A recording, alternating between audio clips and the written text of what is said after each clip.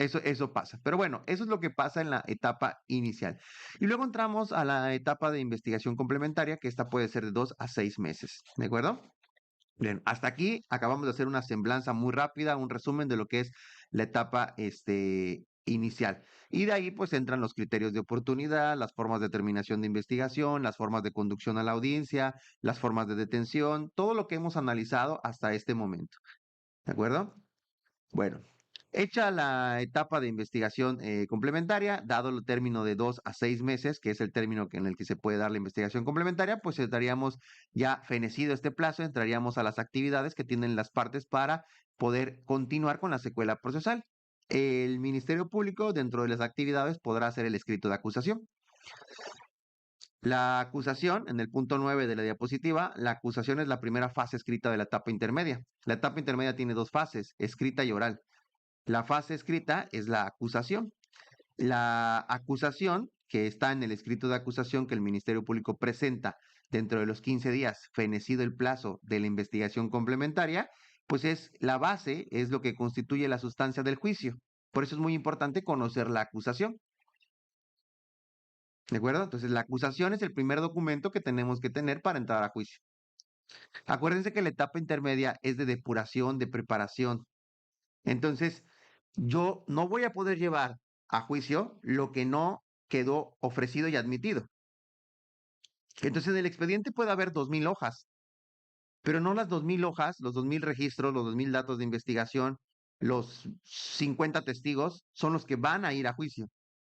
Si se entiende, va a ir lo que el Ministerio Público esté ofreciendo y lo que las partes, en este caso el asesor jurídico y lo que la defensa ofrezcan en tiempo y forma. Entonces, la primera actividad que nos topamos en la etapa intermedia es precisamente el escrito de acusación y al mismo tiempo el ofrecimiento y el descubrimiento probatorio que hace el Ministerio Público. Recuerden que el ofrecimiento lo hace el Ministerio Público cuando presenta su escrito. Y el descubrimiento probatorio es entregar constancias y abrir la carpeta para que cualquiera de las partes lo puedan visualizar. Esto quiere decir que el descubrimiento probatorio del Ministerio Público es constante y permanente. En cambio, el de la defensa es en el término de los 10 días que le permite la ley, su descubrimiento probatorio. Su ofrecimiento podría ser también en el mismo término, es en el mismo término.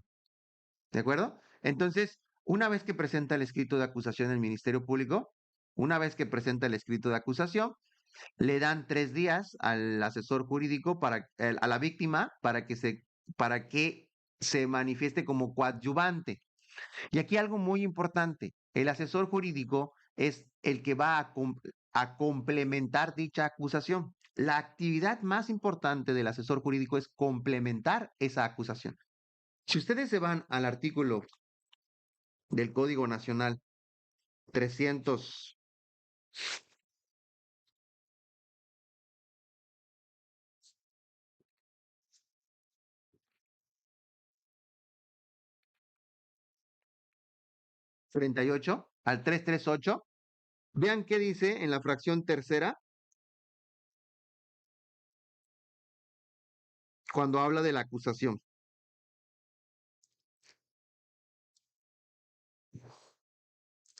Resalto que ahí está la palabra complementar.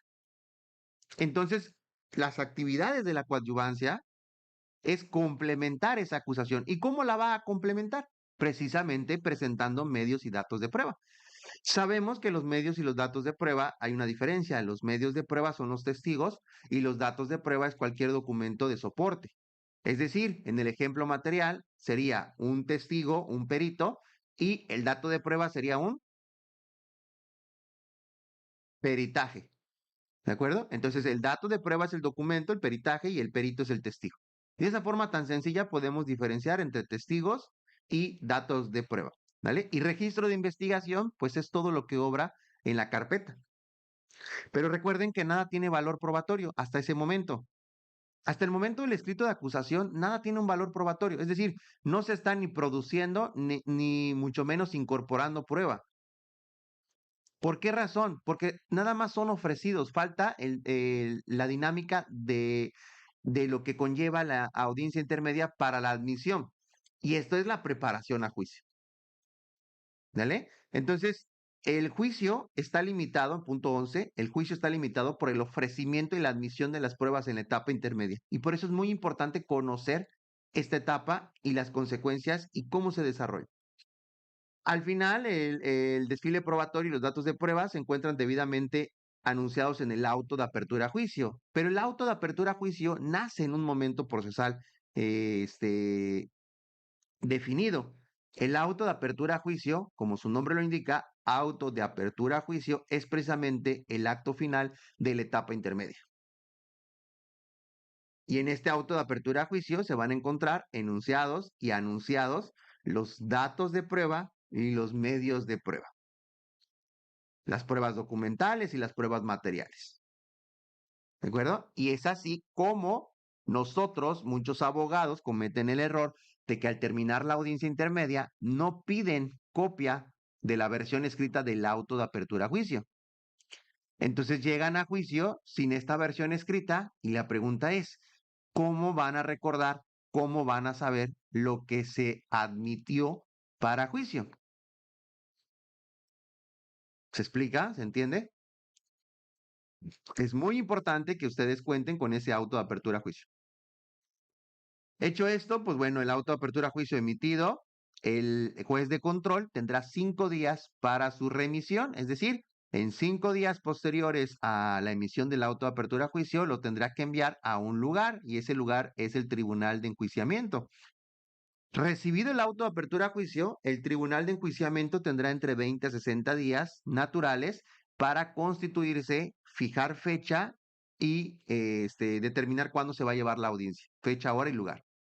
¿De acuerdo? Entonces, la audiencia de juicio puede ser entre los 20 y los 60 días a partir del dictado del auto de apertura a juicio.